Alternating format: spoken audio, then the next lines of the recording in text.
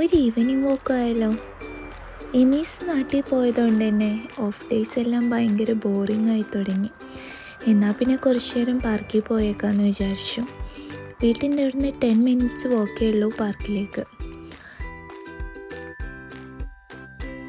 സമ്മറിലെ Sunday ആയതുകൊണ്ട് തന്നെ park ഭയങ്കര ആക്റ്റീവായിരുന്നു ഇന്ന്. കിളികളെ സൗണ്ടും പിള്ളേരെ ബഹളമൊക്കെ ആയതുകൊണ്ട് തന്നെ മൈൻഡ് നന്നായി റീഫ്രഷ് ചെയ്യാൻ പറ്റി. ഇതിനകത്ത് തന്നെ children's park, basket ball ground, cricket ground എല്ലാം തന്നെ ഉണ്ട് കേട്ടോ. ഇവിടെ മോർണിംഗോ ഈവനിങ്ങോ ഒക്കെ ആണെങ്കിൽ നിറയെ ജോഗിങ്ങിനുള്ള ആൾക്കാരായിരിക്കും.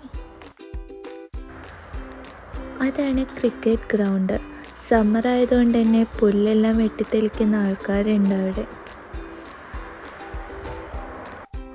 കുറച്ചു നേരം പാർക്കിലൊക്കെ ഇരുന്ന് പിന്നെ ഞങ്ങൾ തിരിച്ചു പോകാമെന്ന് വിചാരിച്ചു.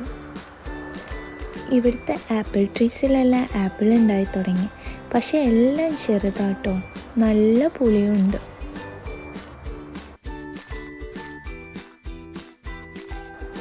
സമ്മർ ആയതുകൊണ്ട് തന്നെ ഇവിടെ റോഡ് സൈഡിലും വീടുകളിലും എല്ലായിടത്തും നിറയെ ഫ്ലവേഴ്സ് എല്ലാം വിരിഞ്ഞിരിപ്പുണ്ടായിരുന്നു.